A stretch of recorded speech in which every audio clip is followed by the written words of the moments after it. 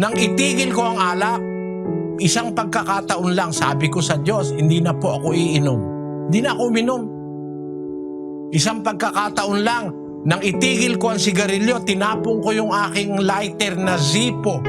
Yung gold-plated kong Zippo, napakamahal nun. Mahigit na 2,000. Tinapong ko doon sa Quezon Bridge dahil naintindihan ko masama pala yung paninigarilyo. Napakaraming perwisyo sa katawan, ayaw ng Diyos yun. Sabi ko sa Diyos, di na po ako magsisigarilyo. Mula noon hanggang ngayon, di na. Huwag kang papatukso. Pag sinabi mong ayaw mo na talaga. Kahit alukin ka, pilitin ka, suntukin ka pa, huwag ka nang uulit. Yun ang dapat mong gawin. Kasi kung di mo gagawin ganon, tatawagin ka uli ng tatawagin ng demonyo para isang barkadahan kayong lasenggo.